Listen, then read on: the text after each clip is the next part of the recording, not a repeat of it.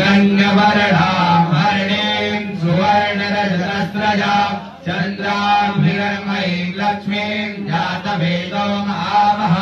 तावयावः जातवेदो लक्ष्मीमनवगामने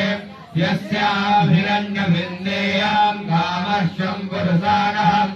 अश्वपूर्वामृतमद्यामस्ति नादप्रमोदने श्रियम् देवे मुपहवे श्रीमादेवी सदा